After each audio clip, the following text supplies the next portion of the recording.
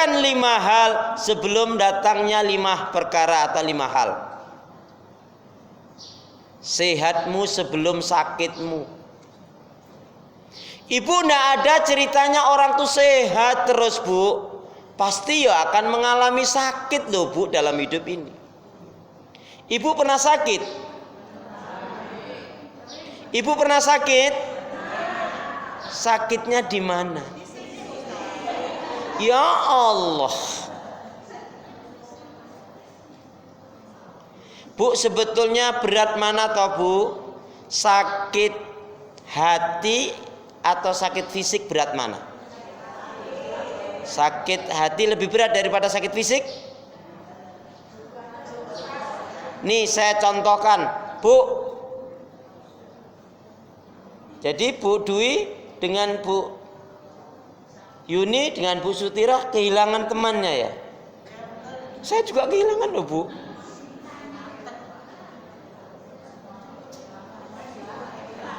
Siapa yang menyangka teman kita akan mendahului kita? Tapi begitulah garis ketentuan Allah. Ya, saya ulangi. Perhatikan 5 perkara sebelum datangnya 5 perkara. Sehatmu sebelum sakitmu. Yang ingin saya tanyakan, Bu, sakit fisik dengan sakit hati, fisikis, jiwa kejiwaan itu berat mana? Berat mana? Berat mana? Berat sakit hati dan sakit diri, fisik. Makanya mending gak sakit hati daripada sakit gigi. Atau mending gak sakit gigi daripada sakit hati. Tapi ternyata, Bu, sakit jiwa, sakit fisikis, sakit hati lebih berat. Ini kisah nyata. Ada seorang qadarullah, dia buta. Dia punya istri, istrinya enggak buta. Dan dia punya anak, anaknya juga enggak buta. Bu, si laki-laki yang buta ini, suami yang buta ini, ayah yang buta ini, Bu, qadarullah diberi kelebihan bagus sekali bacaan Al-Qur'annya. Kalau dia membaca Al-Qur'an itu orang banyak tersentuh. Setiap dia dapat rezeki, sebagian diberikan untuk istrinya, sebagian anaknya, kemudian dia letakkan di celengan. Dia berniat dengan menabung itu syukur-syukur bisa berangkat haji atau paling tidak umroh. Istrinya baik saja, Ibu. Ketika awal-awal menikah,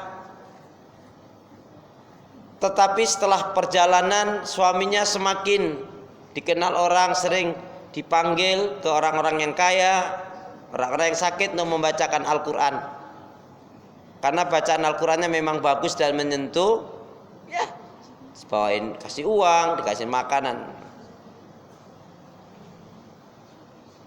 Apa yang terjadi, Bu? Dia banyak berpuasa, dia juga tidak lupa sedekah. Dia bilang, sayangku, istriku, tolong ini berikan ke masjid. Lambat laun, Bu, dia berdoa, ya Allah, sekiranya Kau kehendaki aku, ya Allah, aku mohon, ya Allah, dengan rahmat-Mu sembuhkan aku, ya Allah, aku ingin bisa melihat, ya Allah. Karena dia yakin tidak ada yang mustahil bagi Allah. Dan ini keyakinan yang harus kita miliki. Apa yang terjadi, Bu? Suatu hari istrinya ngantarkan ke tempatnya orang kaya. Dia berdoa di situ, qadarullah, Bu, dengan izin Allah, Allah sembuhkan. Dia bisa melihat, Bu, Padahal waktu diantarkan itu dia dalam keadaan buta. Sudah diantarkan, rumahnya masuk gang gitu Bu. Sudah Pak, sampai sini saja. Anaknya ngantar Mas, sampai sini aja. Ya sudah. Saya insya Allah, alhamdulillah kok bisa ini. Walaupun ini enggak jelas banget ya, tapi dia bisa ngelihat. Dia masuk rumah itu Bu, biasanya salam, tapi dia enggak salam kali ini. Dia ingin buat surprise istrinya. Dia buka pelan-pelan pintunya. Kalau pintunya bunyi mak preok gitu kan ketahuan. Ini yang enggak kerungu, pelan-pelan dia buka. Dia mau surprise. Dia buka gitu Bu. Begitu buka dia langsung napasnya. Ternyata Bu, dia lihat apa? Anaknya jadi laki, bongkar itu mecahin celengan.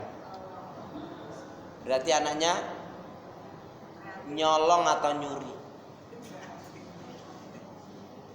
Jadi uang yang ditabung itu diambil. Dia tetap jalan pelan, anaknya saking asiknya buka celengan itu tidak tahu. Dia ingin masuk ke kamar Bu, nggak taunya istrinya cekikak-cekiki dengan laki-laki lain.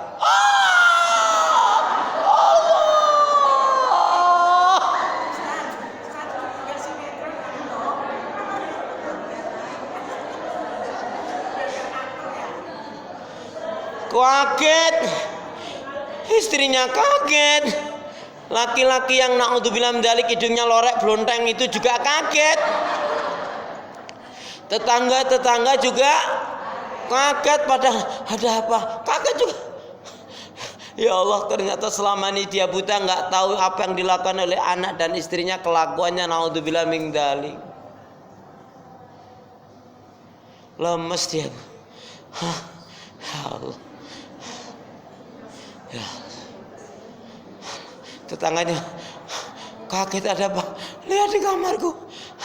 Terus tetangganya dia, ya udah minum dulu Pak, minum dulu.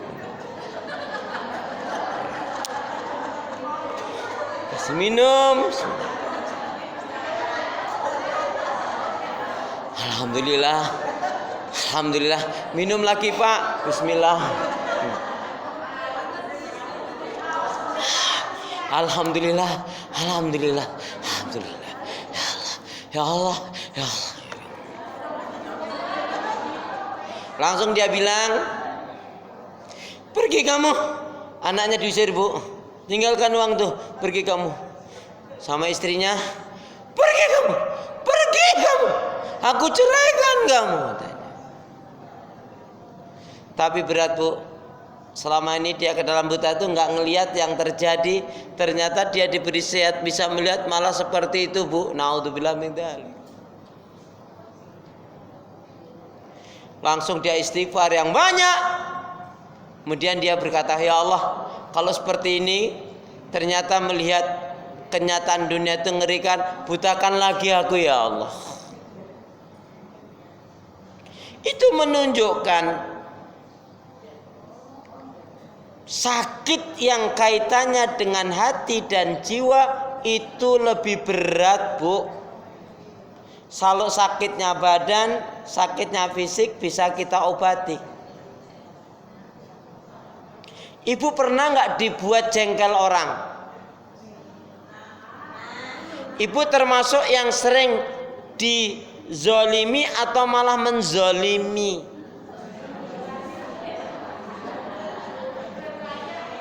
Ibu termasuk yang sering menyakiti atau disakiti?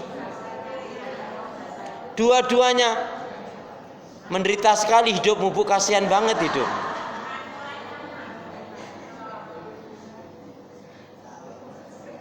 Bu, makanya apa? Perhatikan sehatmu sebelum sakitmu. Kalau lagi sehat itu Bu, maksimalkan ibadah. Makan yang enak. Kalau ibu lagi sakit, Bu, itu makan atau minum empedu itu pahit loh, Bu.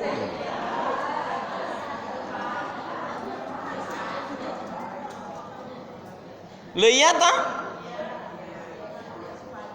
Makanya ibu kalau ada rezeki jangan lupa sedekah, makan yang enak. Biar sehat, biar kuat, biar bisa untuk sholat tahajud, biar bisa untuk ibadah. Ini kan ibu salah sih. Pagi lagi sehat olahraga, rajin banget olahraga. Ya Allah biar sehat. Ya itu niatmu hanya pengen sehat. Kok ibu rajin olahraga sih? Alhamdulillah biar bisa tahajud. Jarang yang jawab gitu. Biar bisa ibadah. Jarang kan? Bu rajin banget olahraga biar sehat. Ya niatmu biar sehat saja. Kenapa ibu nggak jawab? Ibu rajin banget ini olahraga, jalan kaki, ya, masya Allah, alhamdulillah, ya, biar bisa ibadah. Gitu aja jawabnya, alhamdulillah, biar bisa ibadah. Ya iyalah, saya olahraga ini biar bisa tahajud, biar dzikir, baca Quran, nggak kayak kamu, parah, gitu. Nggak boleh juga. Ada. Artinya Bu, nih perhatikan, memahami ini kan sering Bu dengar, sehatmu sebelum sakitmu. Artinya diprotek jiwa kita itu jangan sampai punya apa? 7 penyakit hati. Siapa yang dia dalam hidupnya punya 7 penyakit hati, yakin Bu nggak akan bahagia. Ibu ngerti? Yang menyebabkan orang itu sedih cuman 1 Bu. Yang menyebabkan orang itu sering sedih cuman 1. Kenapa? Karena dia nggak gembira, Bu.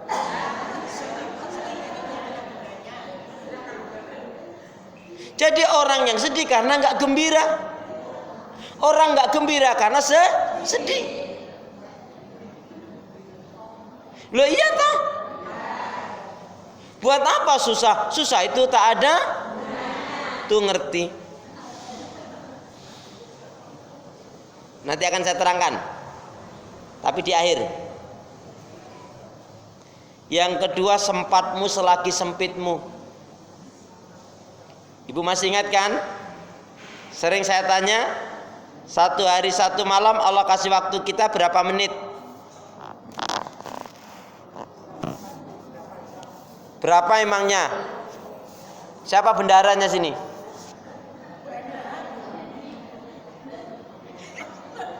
Sekarang ganti Bu Dwi. Oh iya. Bu Dwi nggak mau dia jadi bendahara. Ya, nggak, Bu Dwi lebih baik nombokin aja Bu daripada jadi bendahara. Bu, 1 hari 1 malam Allah kasih waktu kita berapa menit? Pendek banget.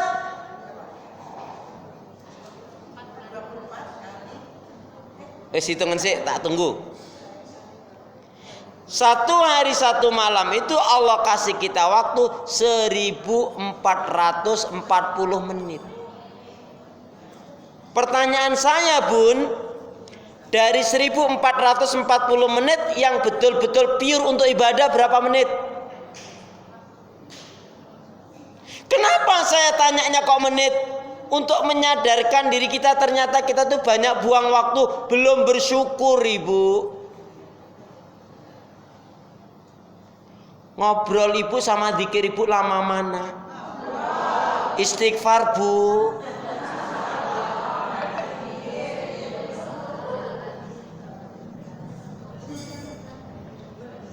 Ya. Ibu sering sholatnya tepat waktu atau jarang tepat waktu? Yang ngajarin itu siapa?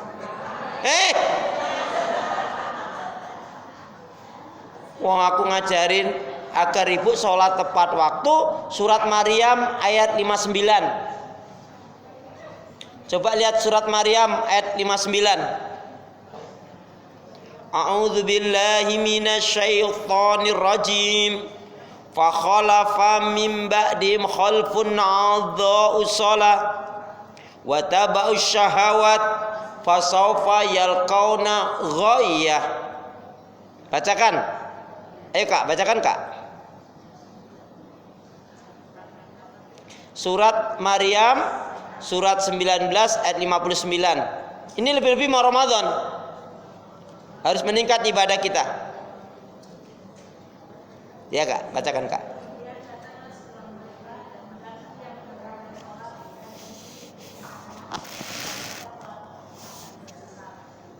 Maka akan datanglah pengganti yang buruk, yang mengabaikan sholat, yang memperturutkan hawa nafsunya yang rendah, maka mereka pasti akan menemui kesesatan.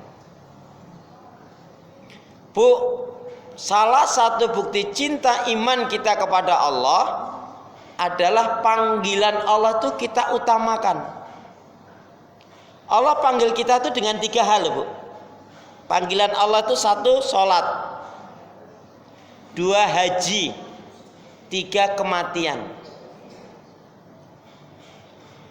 Bu, kalau panggilan sholat dengan Allahu Akbar, azan. Tapi ada ngakunya muslim muslimah dengar azan malah kaget. Allahu Akbar, ya Allah ada azan. Ibu ada loh Bu ya, lagi nyantai, terus paket, iya. Itu udah mau sholat ya, iya. Tapi kalau COD, pak.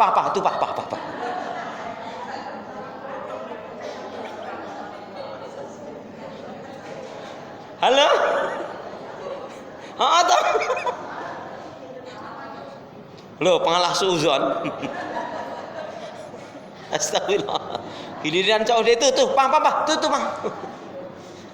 Astagfirullahaladzim.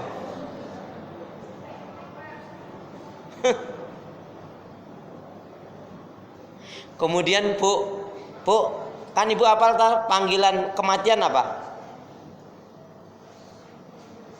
Panggilan kematian apa? Kalau panggilan haji, kalau kita sudah diberi sehat, kemudian rezekinya cukup, nggak boleh ditunda-tunda. Karena apalagi menolak. Karena barang siapa yang diberi kesehatan oleh Allah, kemampuan fisiknya, dan dia ada rezekinya, dia menolak kewajiban haji, dia tidak mau haji, maka siap-siaplah matinya seperti Yahudi, Nasrani atau Majusi, penyembah api. Itu bagi yang mampu. Kaitannya sehat dan ada rezekinya tambah keamanan. Kalau panggilan kematian apa? Panggilan kematian apa? Udah nggak usah lihat kiri kanan. Ibu-ibu nggak usah khawatir nggak kebagian mati loh Bun. Kullu nafsin dha'iqatul maut. Setiap yang berjiwa pasti akan mati. Orang kaya, orang miskin, orang susah, orang susah banget, guru-guru, murid-murid, udah sampai situ.